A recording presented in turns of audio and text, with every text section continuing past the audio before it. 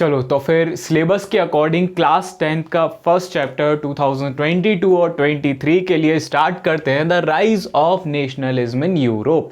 तो सबसे पहले मन में एक क्वेश्चन आना चाहिए कि why we are studying the first chapter of history, the rise of nationalism in Europe. तो इसका एक बहुत सिंपल सा आंसर है भैया, बहुत ही ज़्यादा सिंपल सा। उसका आंसर आपके चैप्टर के नाम में ही छुपा हुआ है। तो कभी भी आप किसी चैप्टर को रीड करते हैं तो सबसे पहले उस चैप्टर के नेम को बहुत स्पेसिफिकली होके समझने की काफ़ी ज़्यादा आवश्यकता होती है।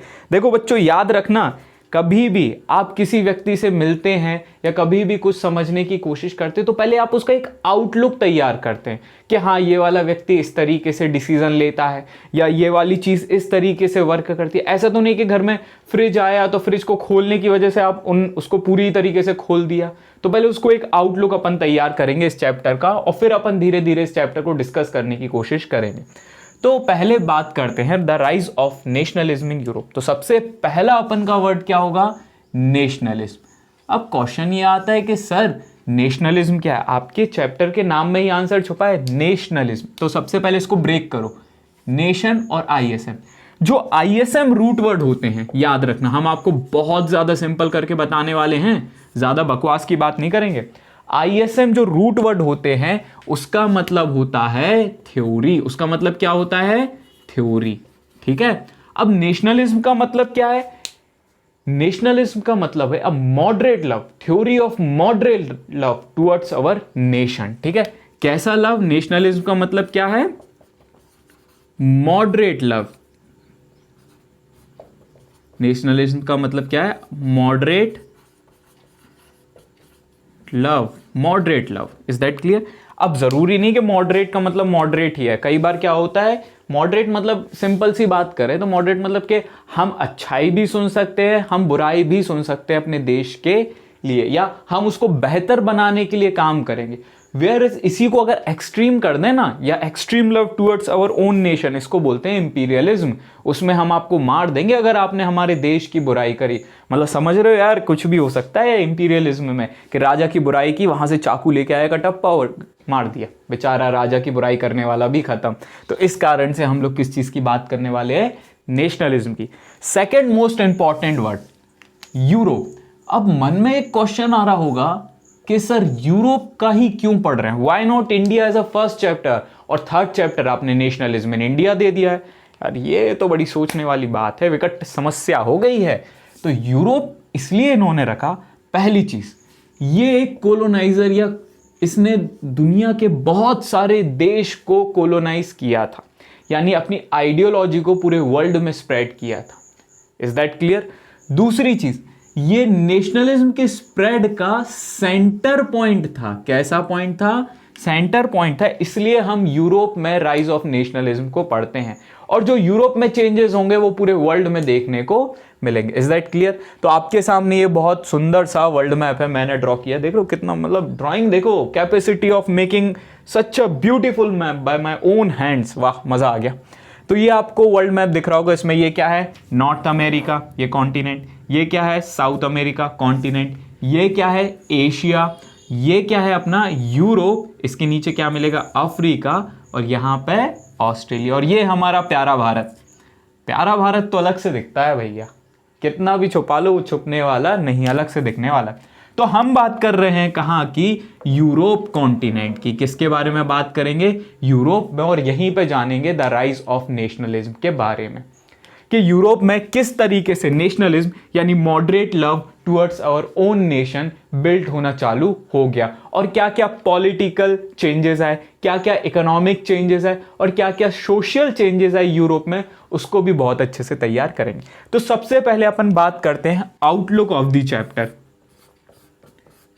ठीक है, पहले चैप्टर को समझ तो लो भैया कि चैप्टर में अपन पढ़ने क्या वाले हैं। तो चैप्टर में अपन पढ़ेंगे, बेसिकली स्टार्ट करेंगे फ्रेंच रेवोल्यूशन से। फ्रेंच रेवोल्यूशन जैसा आप सभी को पता है 1789 से 1799 तक रहा।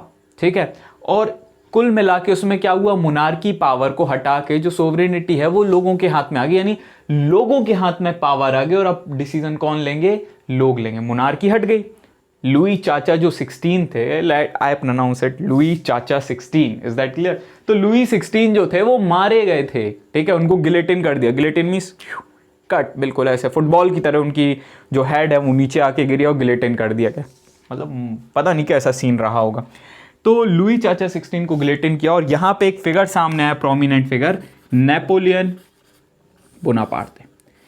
नेपोलियन बोनापार्टे ने बहुत ज़्यादा रिफॉर्म को इंट्रोड्यूस किया। अब रिफॉर्म इंट्रोड्यूस करने से ये फ़ायदा हुआ कि नेपोलियन की जो सॉफ्ट पावर है वो इंक्रीज हुई, और बाद में उसने अपनी हार्ड पावर को भी इंक्रीज किया। सॉफ्ट पावर मतलब उसने, लोग उसको पसंद करने लगे, काफ़ी कुछ उसके इंपॉर्टेंट डिसीजन थे, चाहे वो पॉलिटिकली ले लो, चाहे वो इकोनॉमिकली ले लो, चाहे वो सोशली ले लो, इससे यूनिटी डेवलप की।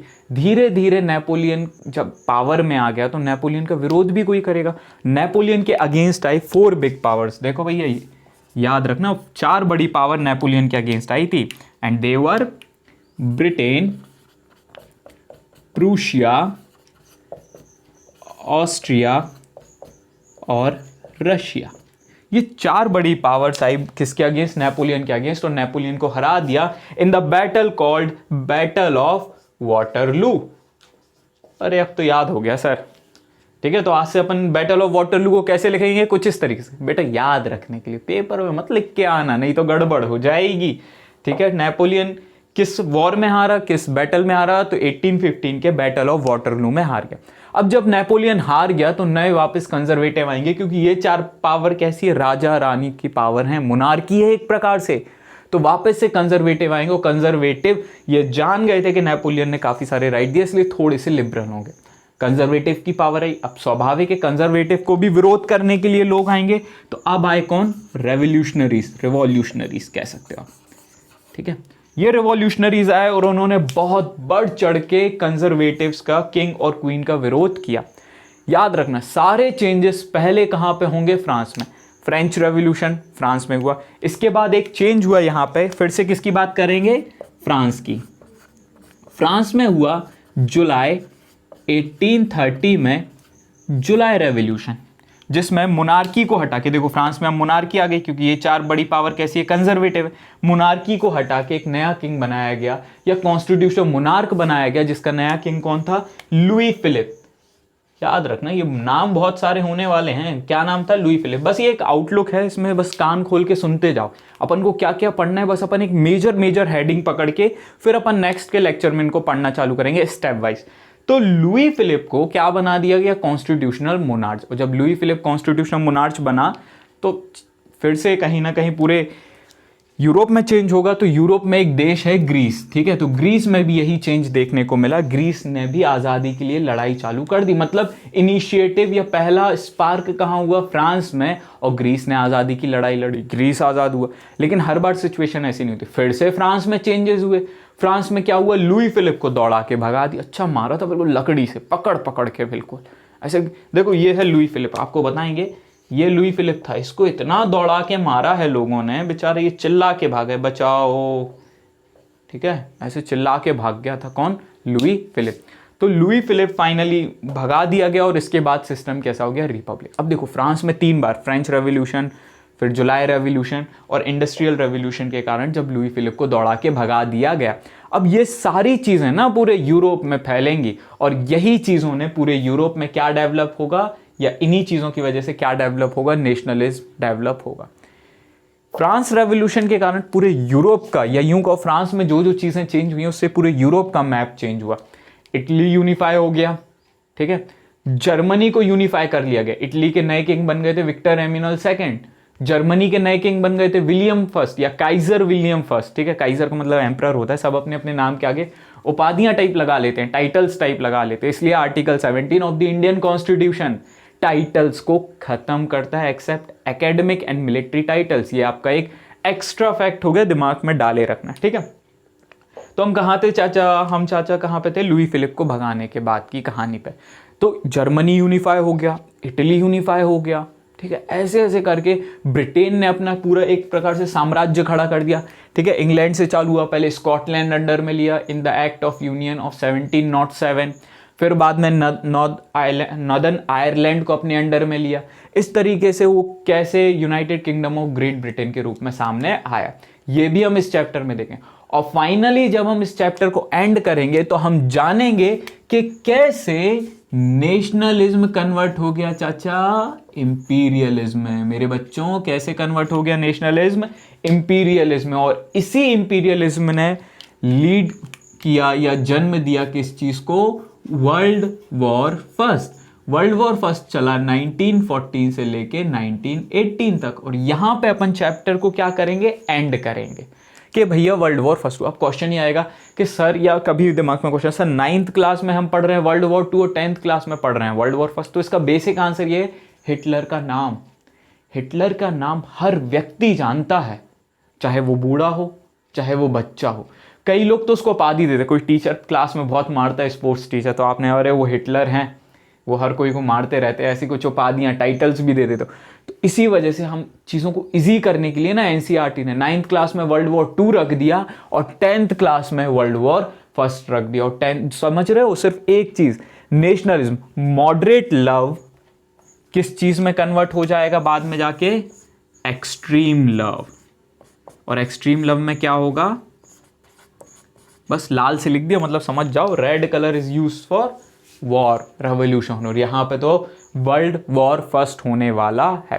तो ये आपका पूरा एक आउटलुक था चैप्टर का कि अपन क्या क्या इस पूरे चैप्टर में पढ़ेंगे। देखो मज़ा तो बहुत आने वाला है, डरना नहीं है, इसलिए हम बिल्कुल स्लोली आपके दिमाग में ये डेटा इतने अच्छे से इनपुट देंगे कि आपका बेस्ट आप एक प्रकार से बाहर निकल के आएंगे और अपने शेल में से बाहर निकलेंगे। So that's all for today. Upon next lecture में मिलते हैं। Thank you.